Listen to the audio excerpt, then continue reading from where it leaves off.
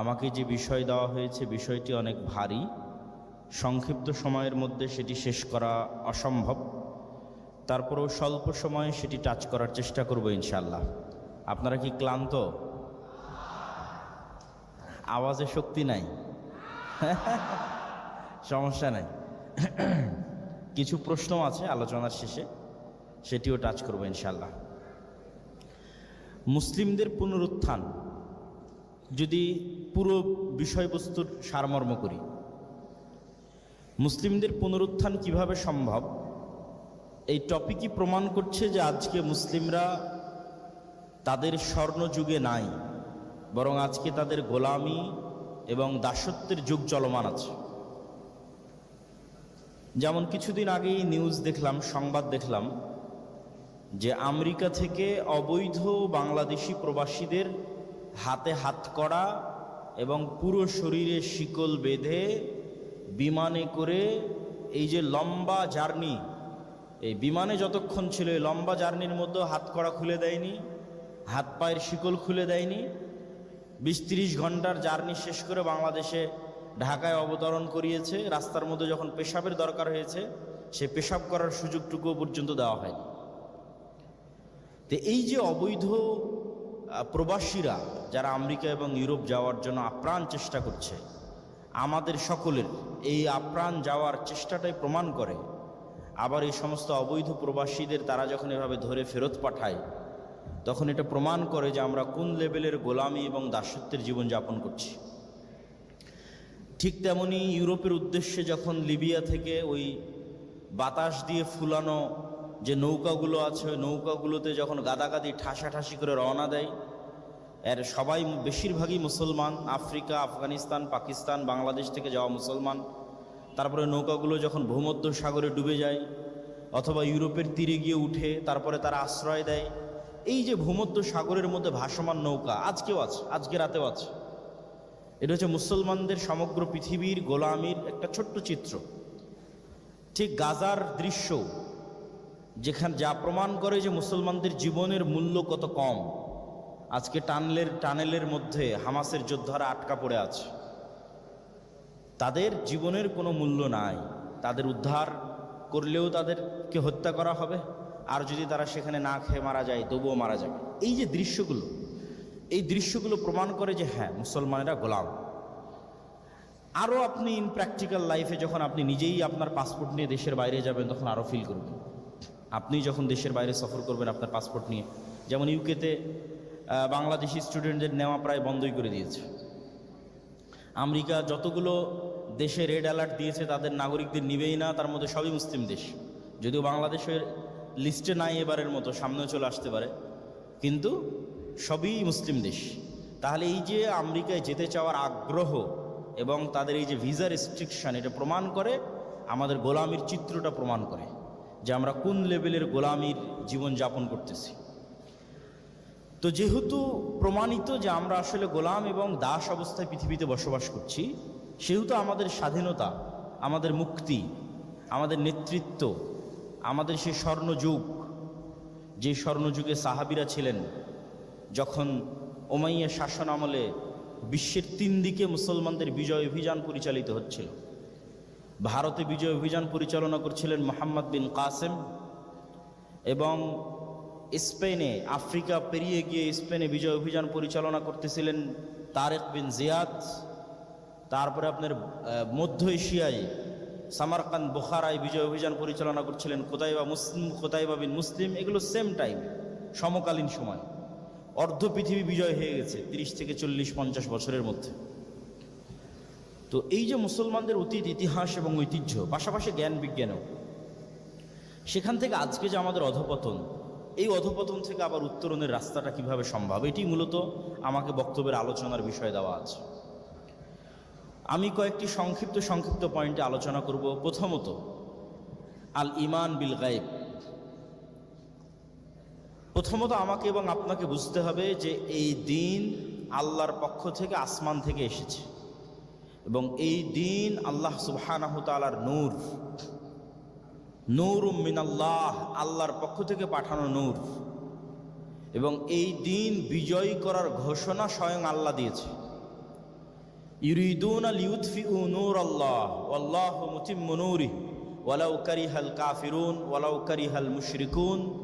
এই দিন আল্লাহর নূরকে পৃথিবীর কাফেরেরা ফু দিয়ে নিভিয়ে দিতে চায়। আল্লাহ নিজে কোরআনে বলেছেন ইতফিউ, ফু দিয়ে নিভিয়ে দিতে চায়।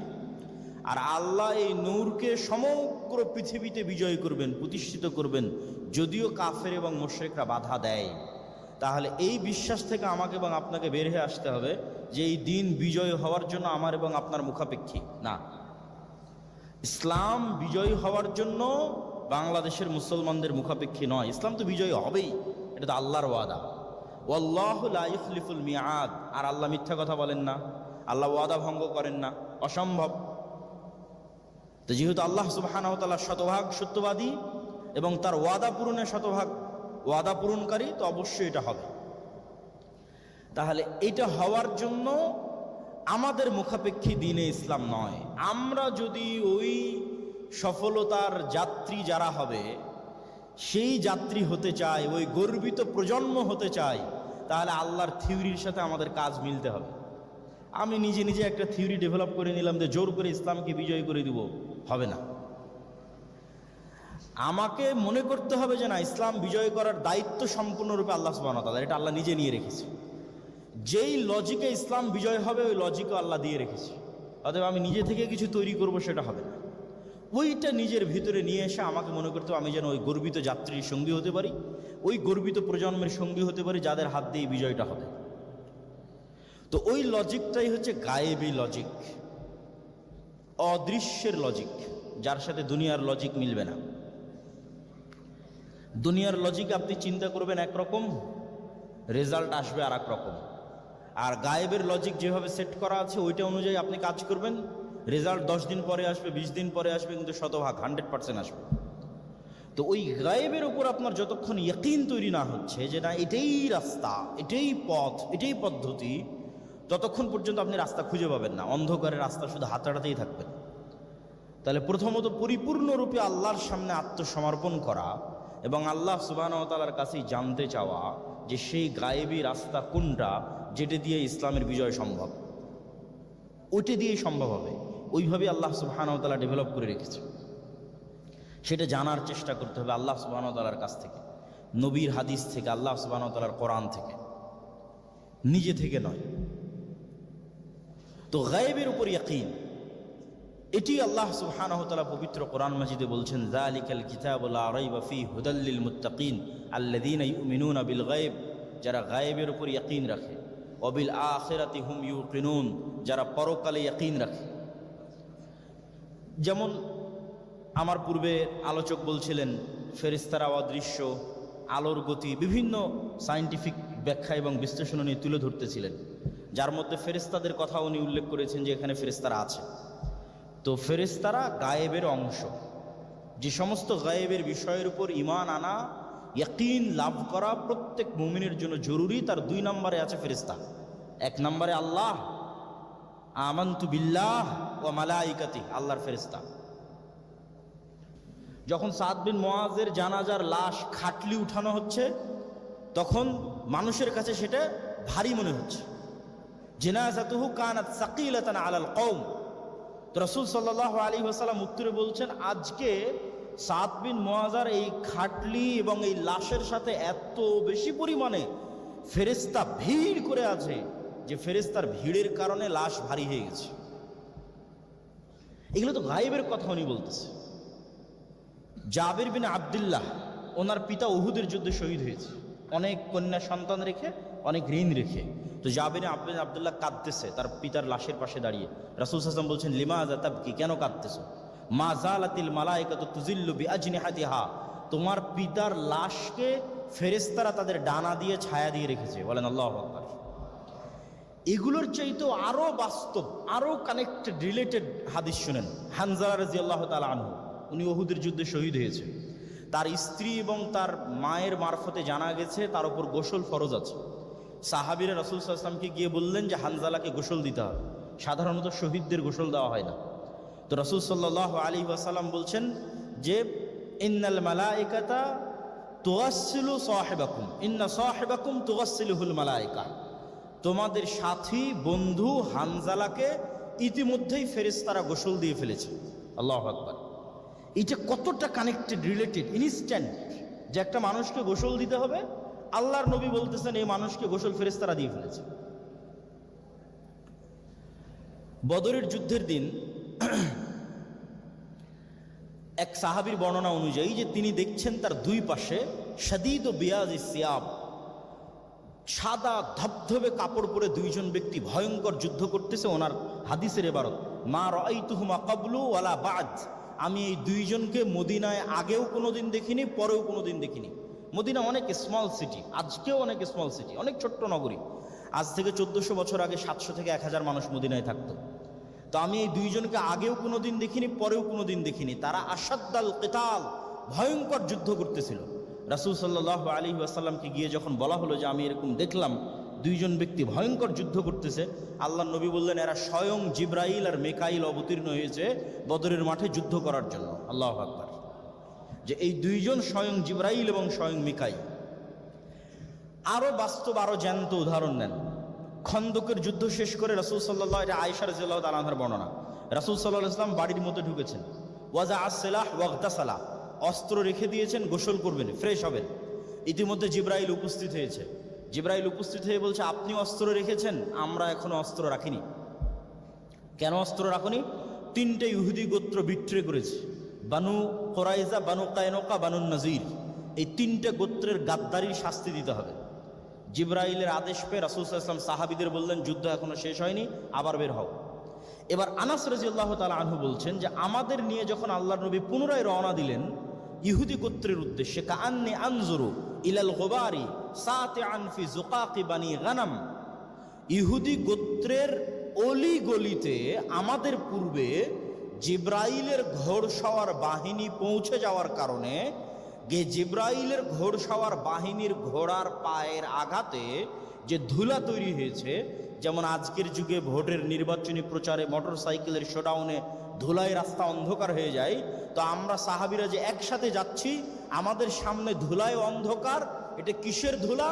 জিব্রাইলের ফেরেশতাদের যে ঘোড়সওয়ার বাহিনী আছে, ওই ঘোড়সওয়ার বাহিনীর পায়ের আঘাতে যে ধুলা তৈরি হয়েছে, সেই ধুলায় সামনে অন্ধকার হয়ে আছে। আল্লাহু আকবার।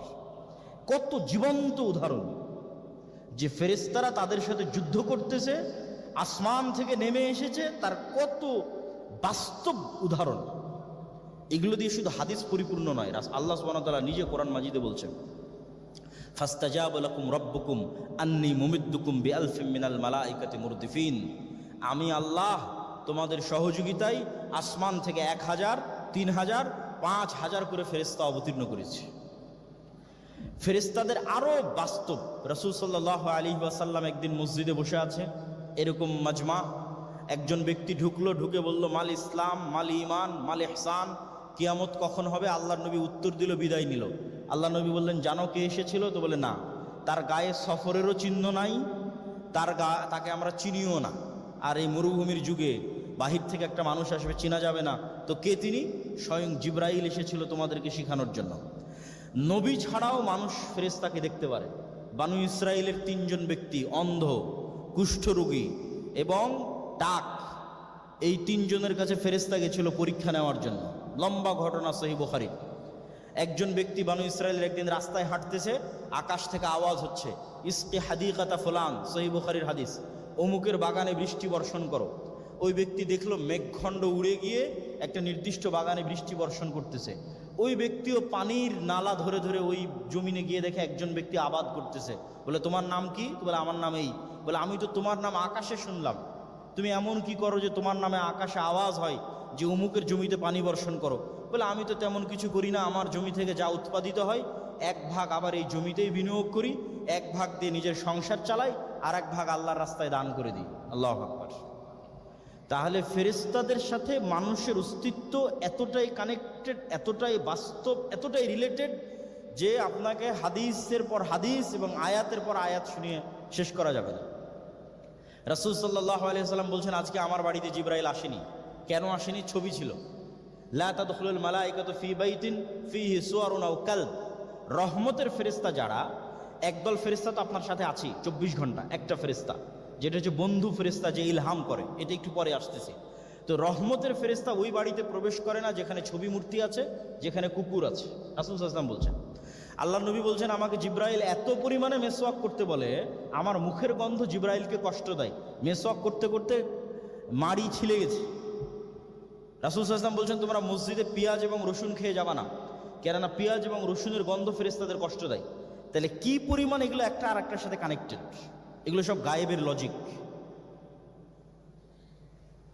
এই জন্য আপনার সাথে ফেরেশতার বন্ধুত্ব এবং আপনার সাথে শয়তানের বন্ধুত্ব ইন রিয়াল লাইফ, এটা কতটুকু সত্য আপনার পিতামাতার অস্তিত্বের চেয়ে সত্য, আপনারা যখন এখানে বসে আছেন এর চেয়ে সত্য, আমি যে এখানে বক্তব্য দিচ্ছি এর চেয়ে সত্য।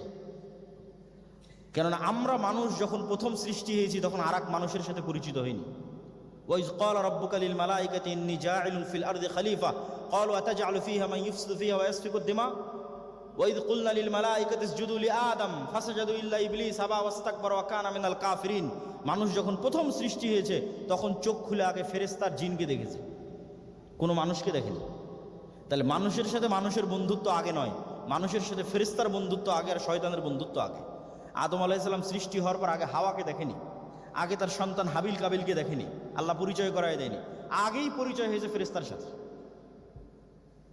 আগেই পরিচয় হয়েছে ইবলিসের সাথে, জিন এবং শয়তানের সাথে। অতএব ভিন্ন জগতের এই দুই প্রাণীর সাথে মানুষের কালবের রিলেশন খুবই কানেক্টেড, খুবই বাস্তব। এবং মানুষের কাল পৃথিবীর সবচেয়ে আপার লেভেলের মেশিন, এর চাইতে ভয়ঙ্কর মেশিন কোনোদিন মানুষ তৈরি করতে পারবে না। যেমন মানুষের ব্রেন পৃথিবীর সুপার কম্পিউটারের চাইতেও সুপার। এই মগজের পরল দিয়ে, যেমন একটা মানুষের মগজের পরল দিয়ে সারা পৃথিবী কয়েকবার মোড়ানো যাবে। মানুষ যদি অন্তত 500 বছর জীবিত থাকতো, 1000 বছর জীবিত থাকতো, তবুও ব্রেন ফাংশন করতো। কিডনি দুর্বল হয়ে যেতে পারে, মানুষের হার্ট দুর্বল হয়ে যেতে পারে, মানুষের লিভার দুর্বল হয়ে যেতে পারে, কিন্তু এইটার হায়াত 500 থেকে 1000 বছর। যেমন নূহ আলাইহিস সালাম যখন জীবিত ছিল তার ব্রেন অতদিনই ফাংশন করেছে। তো ব্রেন খুব ভয়ঙ্কর।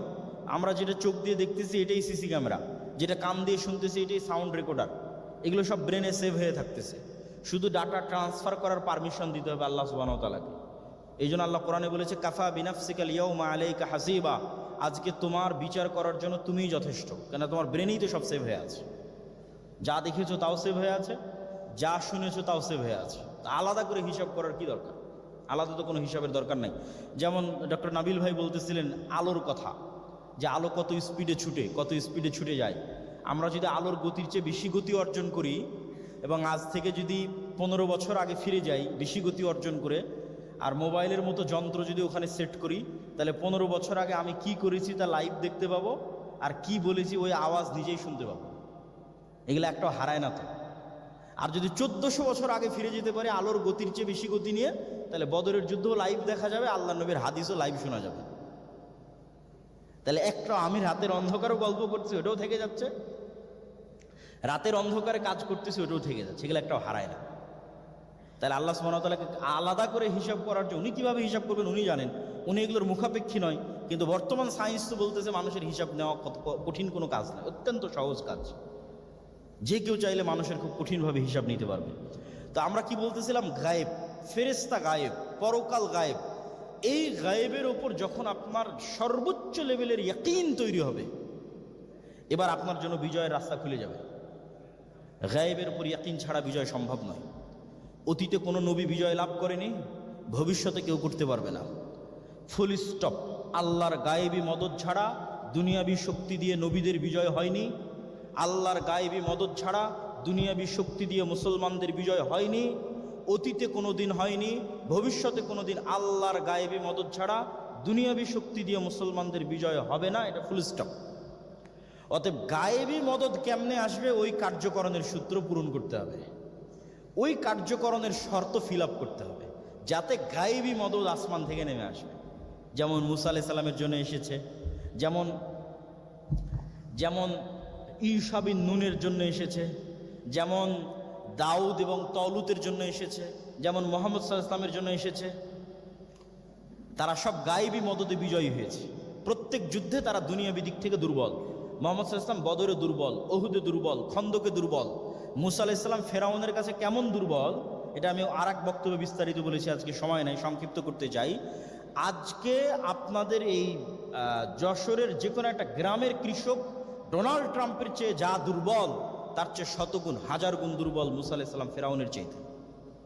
এটার ব্যাখ্যা বিশ্লেষণ আমার আর এক বক্তব্যে দেওয়া আছে। এটা ইম্পসিবল পৃথিবীর লজিকে যে মুসা বিজয়ী হবে আর ফেরাউন পরাজিত হবে, অসম্ভব।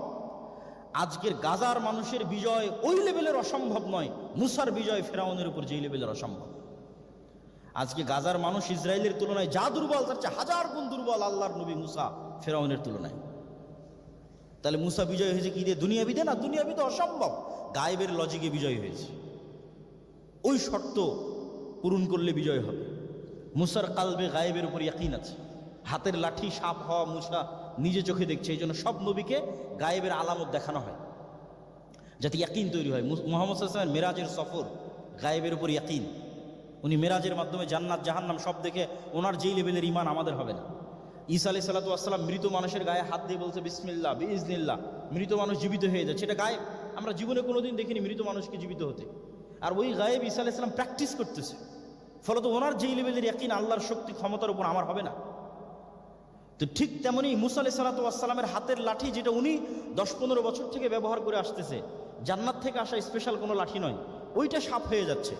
তখন উনি ক্লিয়ার বুঝে গেছে দুনিয়াতে আমরা যা দেখি তা আসল নয়, আল্লাহর ক্ষমতা এবং শক্তির সামনে সব জিরো।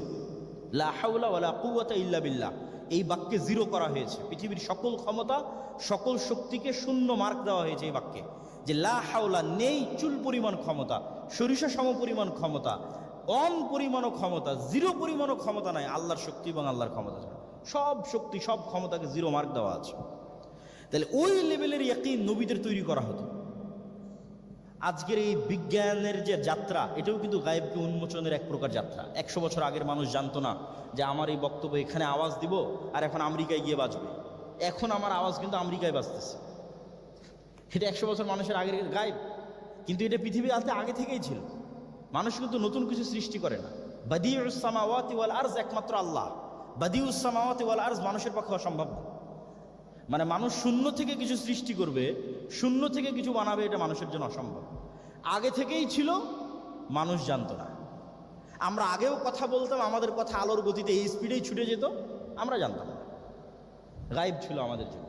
এরকম আরও কত গায়েব আছে, যেমন ফেরেশতারা যে আছে দেখতে পাচ্ছি না, মৃতকে যে জীবিত করা হবে দেখতে পাচ্ছি না। এটা 100 বছর আগে যেমন অসম্ভব, এরকমই। অথচ আমরা ঠিকই নিজেরা সেই সকল কাজগুলো এখন করতেছি। ইনফ্রারেড রে বের হয়ে গিয়ে, রিমোট কন্ট্রোল থেকে বের হয়ে গিয়ে এসিকে অন অফ করে দিচ্ছে আলোর মাধ্যমে। কোথায় সেই আলো যখন বিজ্ঞান টেস্ট করে তখন ধরা পড়ে, আমাদের চোখে তো ধরা পড়ে না। তো এরকম গায়েবের উপর ইয়াকিন, এই যে বিজ্ঞানের যে যাত্রা, এটাও আপনার ইয়াকিনকে বাড়াতে পারে। যে গায়েবের উপর ইয়াকিনকে বৃদ্ধি করার জন্য নবীদের মতো, যে নবীরা গায়েবের উপর ইয়াকিন রাখতেন, আপনি পৃথিবীর যে কোনো কিছু নিয়ে গবেষণা করে, চিন্তা চেতনা করে নিজের গায়েবের উপর ইমানকে ইয়াকিনের লেভেলে নিয়ে যেতে পারেন। আল্লাহর শক্তি এবং আল্লাহর ক্ষমতা সম্পর্কে ধারণা পেতে পারেন। সম্মানিত বুঝছে, পয়েন্ট নাম্বার 2, তাহলে গায়েবের কার্যকরণের সূত্রের লজিকে বিজয় পাওয়ার যে সিস্টেম, ওটা যদি আমি পূরণ না করি, অন্তত ইসলামের বিজয় মুসলমানদের বিজয় হবে না। এইটা ফুল স্টপ। কেননা ওইটা বিজয়ের দায়িত্ব আল্লাহ নিয়েছে, আল্লাহর ওইটাই হবে। তাহলে আমাকে এটা জানতে হবে। পয়েন্ট নাম্বার 2, আমরা আসলে কোন পদ্ধতিতে আগাবো? আপনি নবী রাসূলের জীবনী পড়ে দেখেন, তাদের যে সত্যবাদিতা, আমানতদারিতা, ন্যায়পরায়ণতা এবং ধৈর্যশীলতার লেভেল, এইটা থেকে নেতা তৈরি হয়। যেমন নোবেল ভাই তার বক্তব্যে বলতেছিলেন যে স্ট্রেস ম্যানেজমেন্ট, নবীদের চাইতে ধৈর্যশীল পৃথিবীতে কেউ আসেনি, ওখান থেকে নেতা তৈরি হয়। ফাসবির কামা সাবারা উলুল আজমি মিনার রসুল, ধৈর্য ধারণ করো পৃথিবীর সর্বশ্রেষ্ঠ 5 জন উলুল আজম, উঁচু হিম্মতওয়ালা নবীদের মতো। এদের চেয়ে ধৈর্য ধারণে কেউ নাম্বার বেশি পাবে না। নূহ, ইব্রাহিম, মুসা, ঈসা, মুহাম্মদ। আর আগের 4 জনকে ধৈর্য ধারণে বিট করেছে, পরাজিত করেছে মুহাম্মদ সাল্লাল্লাহু আলাইহি ওয়াসাল্লাম। মানে আগের 4 জনের চাইতেও বেশি ধৈর্য ধারণ করেছে মুহাম্মদ সাল্লাল্লাহু আলাইহি ওয়াসাল্লাম। কোথায় নূহ আলাইহিস সালামের 950 বছরের ধৈর্য ধারণ, সেইটাকে পার করে গেছে মুহাম্মদ সাল্লাল্লাহু আলাইহি ওয়াসাল্লামের 63 বছরের জীবনের ধৈর্য ধারণ। কেননা উনি একই সাথে varieties type of problem face করেছে। নিজের মা নাই, বাবা নাই, দাদা নাই, ঠিক আছে, তারপরে নিজের যতগুলো সন্তান আল্লাহ দিয়েছে একটা বাদে সবগুলো সন্তানের উনি নিজেই কবরে ঢুকিয়েছে। এখন একটা মানুষ অ্যাট এ টাইম, নিজের স্ত্রীও মারা গেছে, কোনো একটা মানুষ আপনি খুঁজে বের করতে পারবেন না যার সাথে এতগুলো একসাথে একত্রিত হবে, যে ওর বাপ মাও আগে মারা গেছে, ওর দাদাও আগে মারা গেছে, ওর স্ত্রীও মারা গেছে, ওর ছেলে মেয়ে যেগুলো ছিল সেগুলো মারা গেছে। তাহলে এটা তো ফ্যামিলি। 2 নম্বর, দাওয়াতের ময়দানে কি পরিমাণ উনি প্রবলেম ফেস করতেছে, মানুষের বাধার মুখোমুখি হচ্ছে। তো ওনার ধৈর্য ধারণের হিস্ট্রি আমরা আজকে না যাই, কিন্তু এই ধৈর্য, এই সত্যবাদিতা, এই ন্যায়পরায়ণতা থেকে নেতা বের হয়। নবীরা এভাবে নেতা হয়েছে। মুসলমানেরা নেতৃত্বের ওই মূল গুণ হারিয়ে ফেলেছে, যেটার উপর কোরাইশরা ছিল। মুসলমানেরা বানু ইসমাইল থেকে বানু ইসরাইল হয়ে গেছে। ইব্রাহিম আলাইহিস সালামের 2টা সন্তান, এই 2টা সন্তান 2টা বড় জাতি হবে। এই 2 সন্তানের মধ্যেই নবী আসবে, আর বাইরে আর নবী আসবে না। এভাবে আল্লাহ সুবহানাহু ওয়া তাআলা এভাবেই তিনি ফিক্সড করে দিয়েছেন। তো ইসহাকের সন্তান বানু ইসরাইল আর ইসমাইলের সন্তান বানু ইসমাইল। তো মুসলমানেরা মূলত বানু ইসমাইল, যারা মক্কায় থাকত, আর ইহুদিরা মূলত, খ্রিস্টানেরা মূলত বানু ইসরাইল, যারা জেরুজালেমে থাকতো, মিশরে থাকতো। তো এই বানু ইসরাইলেরা ফেরাউনের 300 বছরের গোলামিতে মিথ্যা বলা শিখেছে, দুর্নীতি শিখেছে, 2 নম্বরই শিখেছে, ধোঁকাবাজি শিখেছে। আল্লাহ বলতেছে, দাউদ যখন তেলাওয়াত করে তখন সব মাছ দাউদের তেলাওয়াত শোনার জন্য চলে আসে, বলে শনিবারের দিন তোমরা এই মাছগুলোকে ধরবো না। এরা কি পরিমাণ 2 নম্বরই বুদ্ধি জানে, এরা শনিবারের দিন মাছগুলোকে আটকে রাখে, ধরে না, রবিবারের দিন মাছগুলোকে ধরে। এরা সব নবীর সন্তান। তা নবীর সন্তানেরা এরকম 2 নম্বরই জুয়ার চুরি, বাটপারি, এগুলো বুদ্ধি কই শিখলো? 300 বছর ফেরাউনের গোলামি করতে গিয়ে শিখেছে। তাহলে এখন নবীদের ধাপে চলতে গিয়ে, এটাই গায়েব, নবীদের ধাপে চলতে গিয়ে কেউ যদি বলে আমি ইসলামকে বিজয়ী করতে চাই, ওর 1 নম্বর শর্ত, ওকে মুনাফিকি থেকে বেরিয়ে আসতে। একটা প্রজন্ম লাগবে যেই প্রজন্ম ঈমান বিল গায়বে ইয়াকিন রাখে, একটা প্রজন্ম লাগবে যেই প্রজন্ম সত্যবাদিতা, আমানতদারিতা, ন্যায়পরায়ণতায় শতভাগ অটল থাকবে, টাকার কাছে বিক্রি হয়ে যাবে না। এই জন্য আল্লামা ইকবাল বলেছে, গরিবি মে আপনা নাম পায়দা কর, খুদি না বেচ, গরিবি মে আপনা নাম পায়দা কর। আত্মমর্যাদা বিক্রি করিস না, আত্মমর্যাদা সম্পন্ন গরিব হওয়ার মধ্যে নাম পায়দা কর। এমন আত্মমর্যাদা সম্পন্ন গরিব হ যে ধনী রাজা বাদশাহ পর্যন্ত কাঁপবে। গদাকে ডর সে কাঁপতে থে, যে একজন গরিব আত্মমর্যাদা সম্পন্ন মুমিনকে দেখে একজন ধনী বাদশাহ কাঁপবে ভয়ে। সে আত্মমর্যাদা নাই মুসলমানদের, হারিয়ে গেছে। তাহলে পয়েন্ট নাম্বার 2, নেতৃত্ব তৈরি করার জন্য সত্যবাদিতা, আমানতদারিতা, ন্যায়পরায়ণতা লাগবে। পয়েন্ট নাম্বার 3, সৎ আমল, যা দিয়ে আসমানি মদত দুনিয়াতে টেনে নিয়ে আসা যায়। সেটা হচ্ছে রাতের সালাত এবং সকাল সন্ধ্যের জিকির। অন্য ইবাদত তো আছেই, এই 2টা সবচেয়ে বেশি। রাসূল সাল্লাল্লাহু আলাইহি ওয়াসাল্লাম বদরের যুদ্ধের আগের দিন এবং আগের রাতে এমন লম্বা সালাত, কেন মুহাম্মদ সাল্লাল্লাহু আলাইহি ওয়াসাল্লাম জানে দুনিয়ার লজিকে ইসলামের বিজয় সম্ভব নয়। গায়েবের সহযোগিতা আসমান থেকে নেমে আসতে হবে মুহাম্মদের পক্ষে, তবেই মুহাম্মদের বিজয় সম্ভব। আর গায়েবের সহযোগিতা আসমান থেকে টেনে আনতে মুহাম্মদকে রাতে দাঁড়াতে হবে। ফাতাহাজ্জাত বিহি নাফিলাতাল লাক আসা আইয়াবআসাকা রাব্বুকা মাকাম মাহমুদা। মুহাম্মদ সাল্লাল্লাহু আলাইহি ওয়াসাল্লাম রাতে উঠেন, দাঁড়ান, এটা না হলে আল্লাহর গায়েবী মদদ আসবে না। এটা একটা টেকনোলজি। যেমন আপনারা আজকে টেকনোলজি ইউজ করেছেন, ফেস একটা আর একটার সাথে মিলে যাচ্ছে, ফিঙ্গারপ্রিন্ট দিয়ে ওপেন হয়ে যাচ্ছে, এইটা গায়েবের সাথে মিলে যাবে। প্রত্যেকটা আমলের গায়েবে লাউহে মাহফুজে একটা চিত্র আছে, লাউহে মাহফুজে প্রত্যেকটা আমলের একটা ভার্সন আছে। আপনি যখন সালাতে দাঁড়ান এটা ওইটার সাথে মিলে যায়, এবং গায়েব থেকে অটোমেটিক মদদ আসা শুরু হয় বাই ডিফল্ট। এগুলো সব প্রত্যেকটা এক একটা টেকনোলজির মতো কাজ করে। ওগুলো যতক্ষণ আপনি ব্যবহার না করবেন গায়েবের মদদ আসবে না। সকাল সন্ধ্যার জিকির ব্যবহার করবেন না, রাতের সালাত ব্যবহার করবেন না, দুনিয়াবী শক্তিতে ইসলামের বিজয় হবে না। আপনার মুখাপেক্ষী আল্লাহ নয়।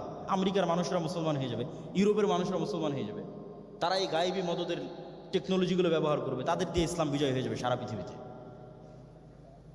পয়েন্ট নাম্বার 4, শিক্ষা এবং জ্ঞান।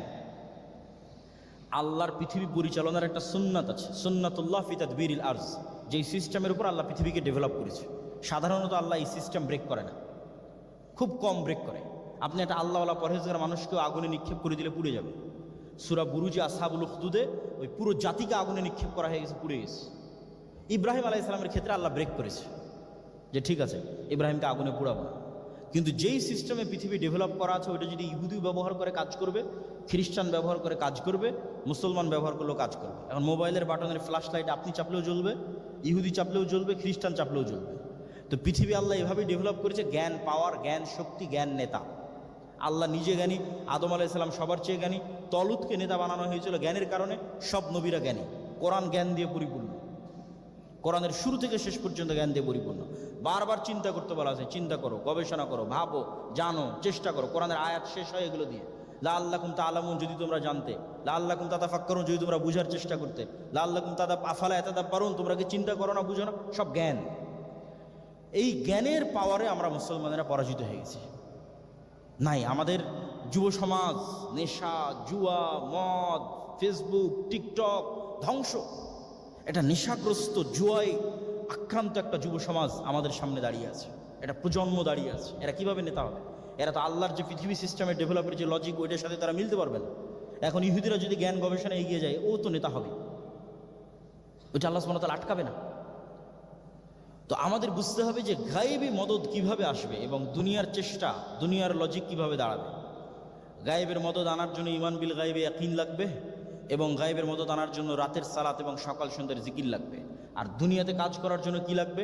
সত্যবাদিতা, ন্যায়পরায়ণতা, আমানতদারিতা, ধৈর্যশীলতার মাধ্যমে যোগ্য নেতা হতে হবে, এবং জ্ঞান এবং বিজ্ঞানের যাত্রার মাধ্যমে দুনিয়ার পাওয়ার প্র্যাকটিসে যতদূর যাওয়া যায় সামনের দিকে এগিয়ে যেতে হবে।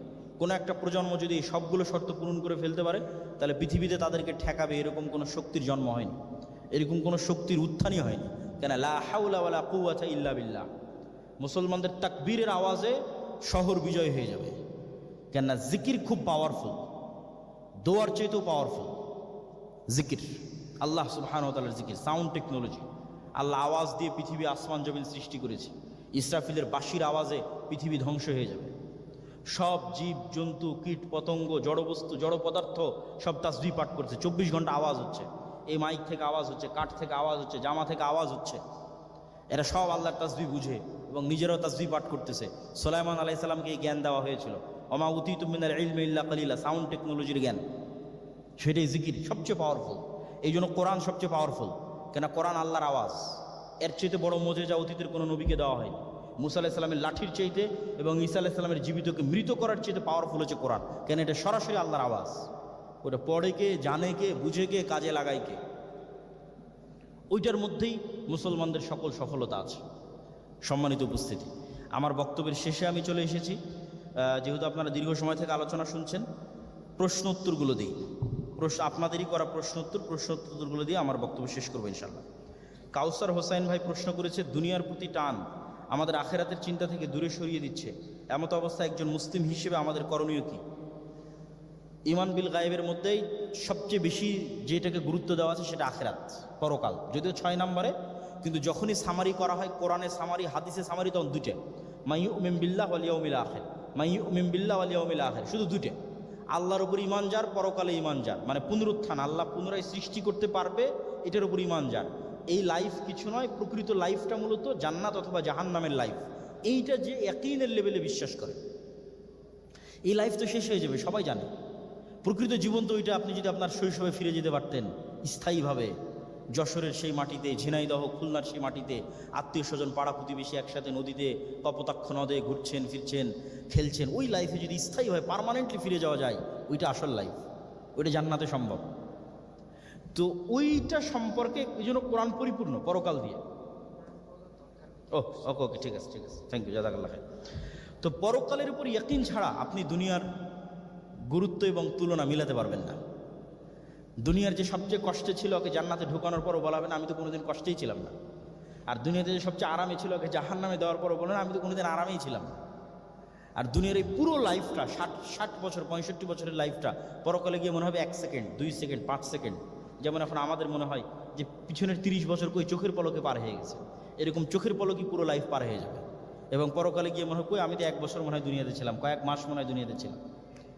তো পরকালের উপর জ্ঞান অর্জন করতে হবে এবং পরকালের উপর ইয়াকিন নিয়ে আসতে হবে যে আল্লাহ সুবহানাহু ওয়া তাআলা পুনরুত্থানে সক্ষম, এবং পুনরুত্থান বাস্তব, এবং পুনরুত্থান হবে।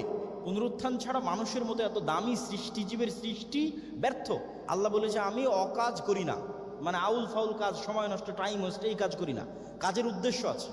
যদি পরকাল না থাকে তাহলে মানুষ সৃষ্টির লাভ কি? দুনিয়াতে কোনো মানুষ বিচার পায় না, তো ওই মানুষটার বিচার কে করে দিবে? আপনি কোন হত্যার, জুলাই আগস্ট হত্যার এখন পর্যন্ত বিচার হয়েছে? কোনো বিচার হয়েছে? হয়নি। কত রোজ হত্যা হচ্ছে, কে বিচার করবে? এগুলোর যদি বিচার না হয় তাহলে এই জীবনের অর্থ কি, এই পৃথিবীর অর্থ কি? এগুলোর বিচার আল্লাহ করবে। তখনই জীবনটা অর্থবহ হবে, অর্থপূর্ণ হবে, রিয়াল লাগবে। এটাই তো আল্লাহর হিকমা। অতএব পুনরুত্থানকে আপনি যত বাস্তব ফিল করতে পারবেন, কল্পনার জগতে যত অতীতে যেতে পারবেন। মারা যাবো এটা না, মারা গেছি, যত পাস্টে যাওয়া যায়। মারা যাবো বাদ, মারা গেছি, ব্যাস কিয়ামত হয়ে গেছে, জান্নাত জাহান্নামের ফায়সালা হয়ে গেছে।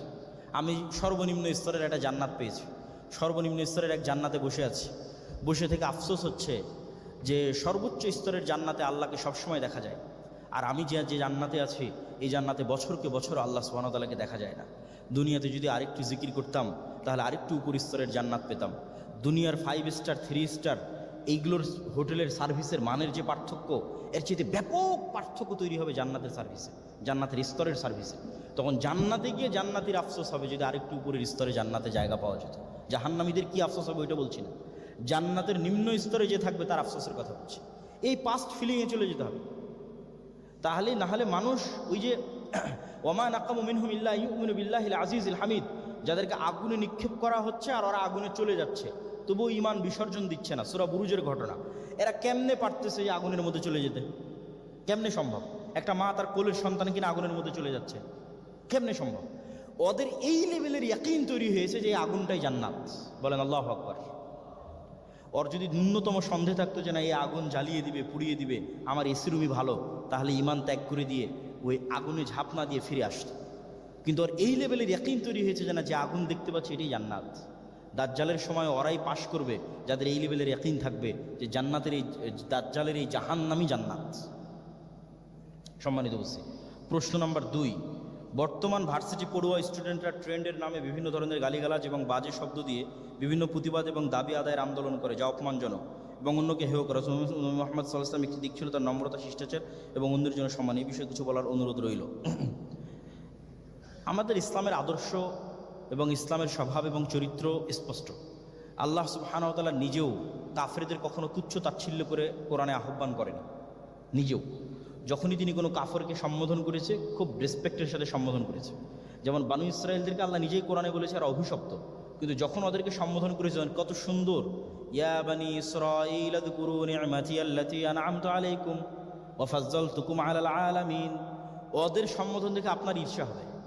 হে বানু ইসরাঈলেরা, স্মরণ করো আমার নিয়ামতের কথা, আমি তোমাদের সারা পৃথিবীর সর্বশ্রেষ্ঠ জাতিতে পরিণত করে দিয়েছিলাম। তো বানু ইসরাঈল নামটাই তো সম্মান। ইসহাক আলাইহিস সালাতু ওয়াস সালামের সন্তান, ইয়াকুবের সন্তান, এটাই তো সম্মান। বলতে তো পারে এই কাফেরেরা। ঠিক যখন আল্লাহ সুবহানাহু ওয়া তাআলা আরও ভিন্ন ভাষায় তাদের সম্বোধন করতেন, ইয়া আহলাল কিতাব, হে কিতাবের অনুসারীরা। তো কিতাবের অনুসারী বলাই তো একটা রেসপেক্ট, সম্মান, যে তোমরা হচ্ছে আহলে কিতাব, তোমাদের কাছে আমি কিতাব পাঠিয়েছি, আসমানি কিতাব পাঠিয়েছি। কিন্তু বলতে তো পারে হে কাফেরেরা, হে মুশরিকরা। যখন আল্লাহ সুবহানাহু ওয়া তাআলা কাফের মুশরিক এই ধরনের শব্দ ব্যবহার করেছেন বিপরীতে, ওই কনটেক্সট ভিন্ন, কিন্তু স্বাভাবিক যখন দাওয়াতের কনটেক্সট তখন সম্মান। ফলত এই সম্মান রাসূল সাল্লাল্লাহু আলাইহি ওয়াসাল্লামের মধ্যে নিজেও ছিল। রাসূল সাল্লাল্লাহু আলাইহি ওয়াসাল্লামের অন্তরে যদি আবু সুফিয়ানের জন্য ব্যক্তিগত বিদ্বেষ থাকতো, যে আবু সুফিয়ান ইসলাম গ্রহণ করতেছে না, অতএব আজকে থেকে আমি বললাম এই আবু সুফিয়ান খাটো, আবু সুফিয়ান কানা, আবু সুফিয়ান টেরা, আবু সুফিয়ানের বউ এরকম, আবু সুফিয়ানের ছেলে মেয়ে এরকম, আরে ওর বাপ এরকম, আপনি নিশ্চিত থাকেন আবু সুফিয়ান যদি হক জানেও যে মোহাম্মদ নবী, জীবনে কোনোদিন ইসলাম গ্রহণ করবে না। বুঝেননি মনে হয় আমার কথা? মুহাম্মদ সাল্লাল্লাহু আলাইহি ওয়াসাল্লাম যদি তার পুরো লাইফে একবারের জন্য আবু সুফিয়ানকে ব্যক্তিগত আক্রমণ করত, আবু সুফিয়ান হক জানলেও মুসলমান হতো না। আমার কথা কি বোঝা গেছে? তার মানে রাসূল সাল্লাল্লাহু আলাইহি ওয়াসাল্লাম তার পুরো জীবনে কোনো কাফেরকে পার্সোনাল অ্যাটাক করেনি, তার কলব তাদের জন্য ফ্রেশ ছিল। ফলত আবু সুফিয়ান যখন বুঝেছে মুহাম্মদ সাল্লাল্লাহু আলাইহি ওয়াসাল্লাম সত্য নবী, তখন তার ইগোতে বাঁধেনি। মুহাম্মদ সাল্লাল্লাহু আলাইহি ওয়াসাল্লাম তো ব্যক্তিগত অ্যাটাকই করেনি, অ্যাটাক তো হয়েছে আদর্শগত। কেন ইগোতে বাঁধবে? গিয়ে হাতে হাত রেখে মুসলমান হয়ে গেছে। বলেন আল্লাহু আকবার। রাসূল সাল্লাল্লাহু আলাইহি ওয়াসাল্লামের ওই আদর্শ যদি না আসে তাহলে আমরা কিভাবে দাওয়াত দেবো? বলেন, সম্ভব নয়। পরীক্ষায় আমি যদি আমার আহলিয়ার খাতা দেখে লিখি তাহলে আমার গুনাহ হবে কি না? আর আমার আহলিয়া আমাকে দেখালে তারও গুনাহ হবে না সাদকা হবে? নাউজুবিল্লাহ। কি প্রশ্ন!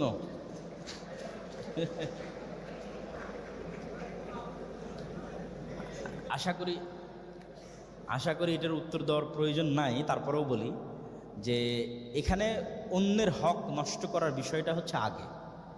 আপনারা দুইজন স্বামী স্ত্রী হতে পারেন, কিন্তু দুইজন মিলে যখন আরেকজনের হক নষ্ট করবেন তখন পাপের ভাগীদার দুইজনই। ফলত এখানে অন্যের হক নষ্ট হচ্ছে কিনা এটা দেখতে হবে। পরীক্ষাটা নেওয়াই হচ্ছে কে যোগ্য সেটা যাচাই বাছাই করার জন্য। তো আপনাদের দুইজন পরস্পরকে পরীক্ষার হলে সহযোগিতা করে যদি আরেকজনের হক নষ্ট করেন, তাহলে আপনারা এটা সহযোগিতা করলেন গুনাহের কাজে। তাআওয়ানু আলাল বিররি ওয়াত তাকওয়া ওয়ালা তাআওয়ানু আলাল ইসমি ওয়াল উদওয়ান। দুনিয়ার কাজে সহযোগিতা, এই গুনাহের কাজে সহযোগিতা করিও না, নেকির কাজে সহযোগিতা করো। ইসলামের অর্থনৈতিক মূল তত্ত্ব হচ্ছে অল্পে তুষ্ট থাকা।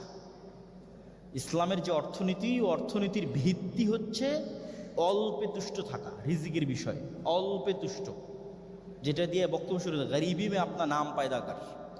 যতক্ষণ হৃদয়ে অল্পে তুষ্ট প্রবেশ না করতেছে ততক্ষণ আপনি আর দুই একটু বেশি ভালো করার জন্য, দুই একটা ভালো রেজাল্টের জন্য, দুই একটা টাকা বেশি উপার্জনের জন্য আপনি আপনার আদর্শ এবং চরিত্রে কম্প্রোমাইজ করবেন।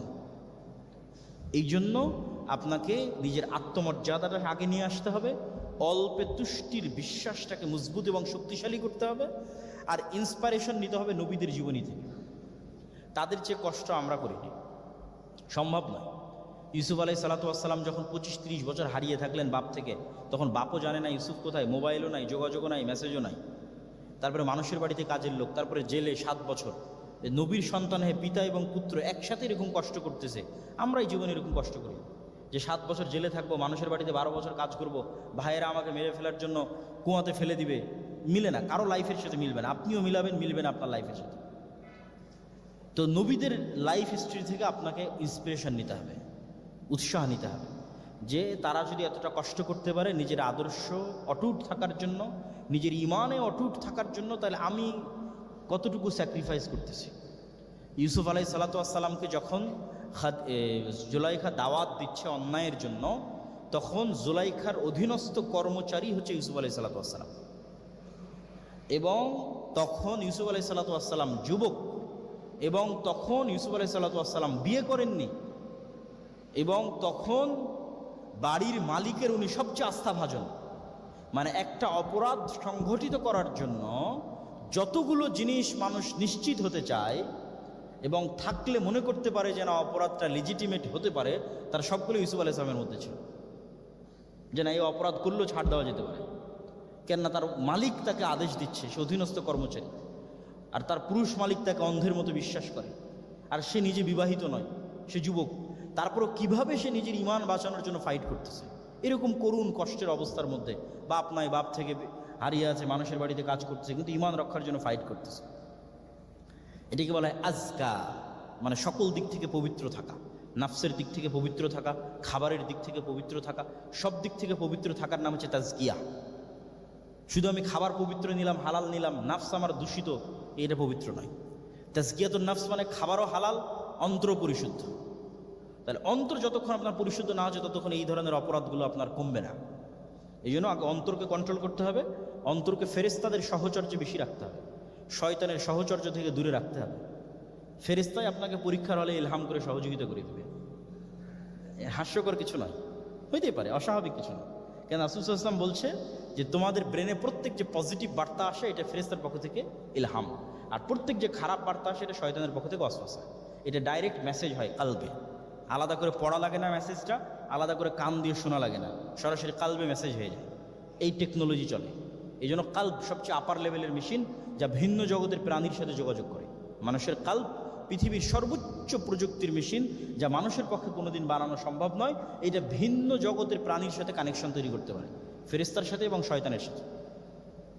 আপনি যত বেশি পবিত্র থাকবেন, যত ছবি মূর্তি থেকে দূরে থাকবেন, কোরআন তেলাওয়াত করবেন, সালাম দিয়ে রুমে প্রবেশ করবেন, তাহলে এখন যেমন এই রুমটা আলোকিত হয়ে আছে, গায়েবে নূর দিয়ে আপনার রুম আলোকিত থাকবে, ফেরেশতা আপনার সাথে থাকবে। রাসূল সাল্লাল্লাহু আলাইহি ওয়াসাল্লাম বলছে কেউ যদি ঘুমাতে যায় আয়াতুল কুরসি পড়ে পবিত্র অবস্থায়, আল্লাহর পক্ষ থেকে একজন ফেরেশতা গার্ড দেওয়া থাকে ফজর পর্যন্ত। বলেন আল্লাহু আকবার। তাহলে আর কি চান? ওই জিনিসগুলো ভিতরে নিয়ে আসতে হবে। আমাদের কলিজার টুকরা বোনেরা ক্লাসে প্রেজেন্টেশনের সময় সুন্দর করে শাড়ি এবং হিজাব পরে আসে। এগুলো ছাড়াও বোরখার সাথে এত সুন্দর করে হিজাব পরে যেন আরও বেশি সুন্দর লাগে। এটা যুক্তিসঙ্গত পর্দা কিনা বিস্তারিত বলবেন।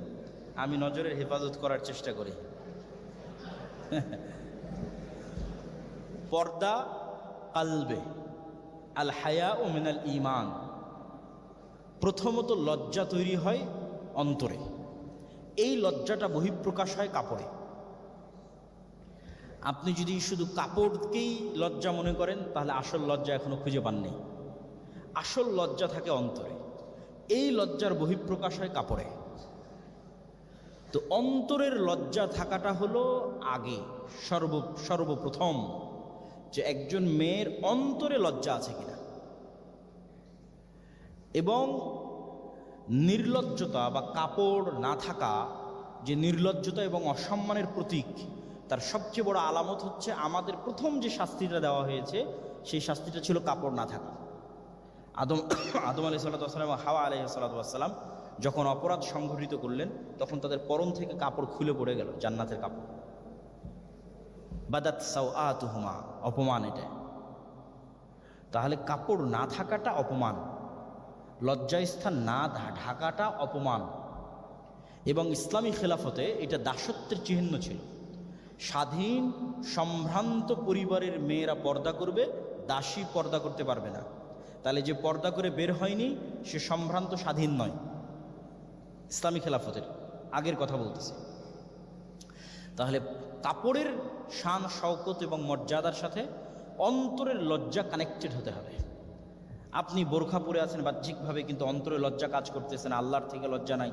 আপনার সাথে যে ফেরেশতা আছে ফেরেশতার থেকে লজ্জা নাই। দুনিয়ার লজ্জা আসল নয়, আল্লাহর থেকে লজ্জাই কিন্তু আসল। কেন আল্লাহ সুবহানাহু ওয়া তাআলা সবচেয়ে গায়্যুর। আল্লাহ বলেছেন আমি সবচেয়ে আত্মমর্যাদা সম্পন্ন। তো যখন আমার কোনো মুমিন বান্দা এবং মুমিন বান্দি কোনো অপরাধে লিপ্ত হয় তখন সবার আগে আত্মমর্যাদায় আঘাত লাগে আল্লাহর।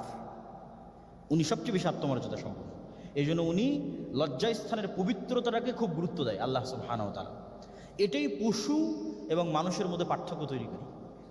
পৃথিবীতে প্রাণী, পশু এবং মানুষের মধ্যে যে মানুষ আল্লাহর আশরাফুল মাখলুকাত, শ্রেষ্ঠতম সৃষ্টিজীব, এটার পার্থক্য তৈরিকারী হচ্ছে লজ্জাস্থানের হেফাজত, অন্তরের লজ্জা। এটাই পার্থক্য। এবং শয়তান চায় মানুষকে তার মনুষ্যত্বের জায়গা থেকে নিচে নামিয়ে আনতে, একে কত নিম্ন লেভেলে নামানো যায়। তো যখন ছেলে মেয়েদের জেনা করে তখন একটু নিচের স্তরে নামে, যেটা নোবেল ভাই বলতেছিলেন।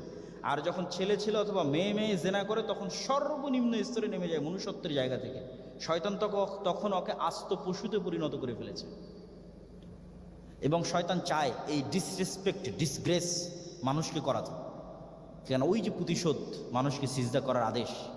আল্লাহ মানুষকে সম্মানই দিয়েছে মানুষের লজ্জাস্থানের হেফাজতের জন্য। যে সম্মানের জায়গায় মানুষ দাঁড়িয়ে আছে তার জ্ঞান এবং তার লজ্জাস্থানের হেফাজতের জন্য।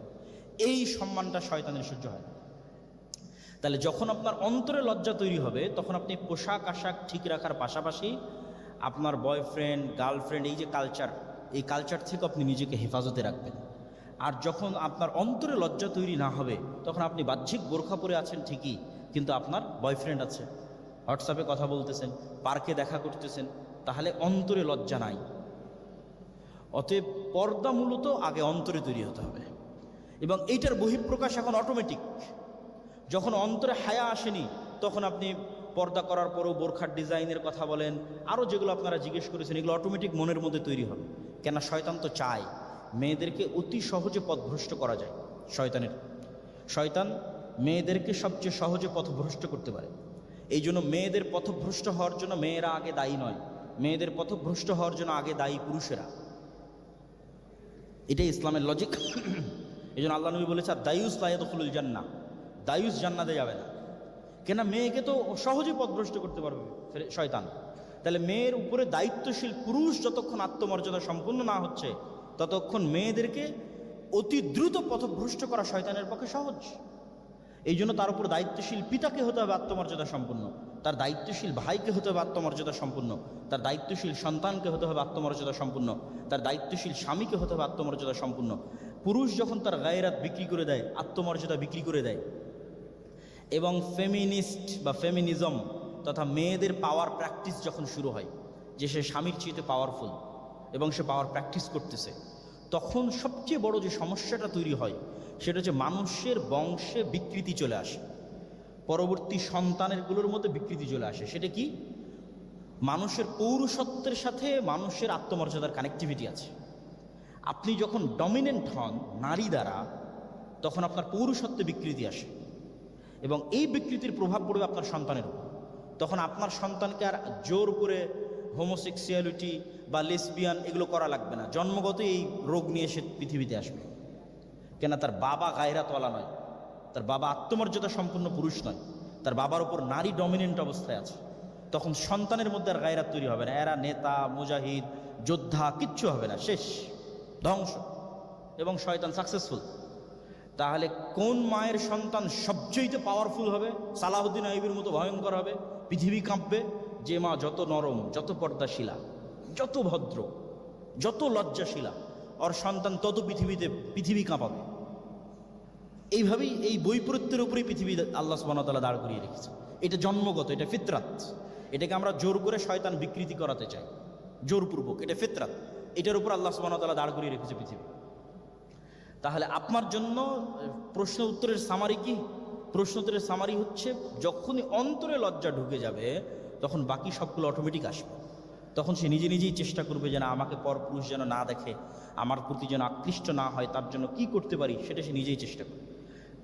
এটা এইভাবে ডিফাইন করা যায় না যে এটাই পর্দা আর এটাই পর্দার লঙ্ঘন। যেভাবে প্রশ্ন করেছেন ওইভাবে ডিফাইন করা যায়।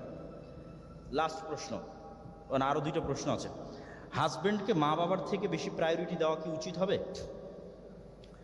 আসলে প্রায়োরিটিটা কোন লেভেলের, আপনার অবস্থা, আপনার পরিস্থিতি তো আমি জানি না।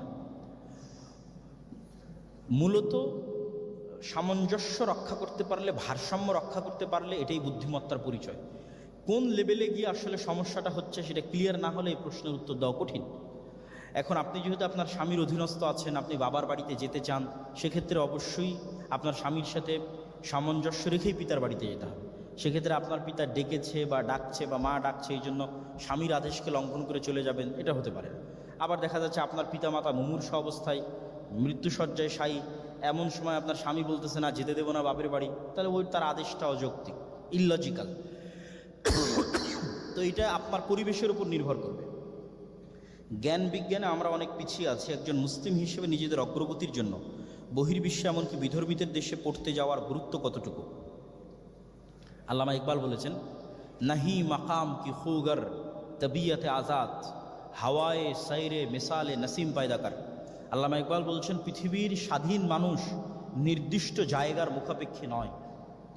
পৃথিবীর স্বাধীন মানুষের আলামত হচ্ছে সে নির্দিষ্ট কোনো প্লেসের মুখাপেক্ষী নয়। হাওয়ায়ে সাইরে মিসালে নসিম পায়দাকার।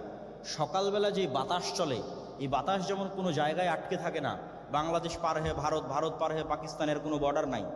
তো আল্লামা ইকবাল বলছে, তোমরা ওই রকম হয়ে যাও, সকালের প্রবাহিত বাতাসের মতো হয়ে যাও, নির্দিষ্ট জায়গার মুখাপেক্ষী থাকিও না। হাজার চশমা ফুটে তেরে সঙ্গে রাহ সে।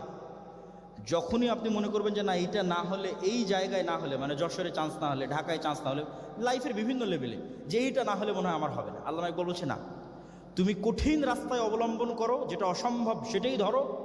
যখন ওই রাস্তায় চলা শুরু করবা, দেখবা তোমার এই কঠিন রাস্তায় চলতে গিয়ে আরও হাজারটা রাস্তা তৈরি হয়েছে। ওনার কবিতার ভাষায় আরও হাজারটা ঝর্ণা তৈরি হয়েছে।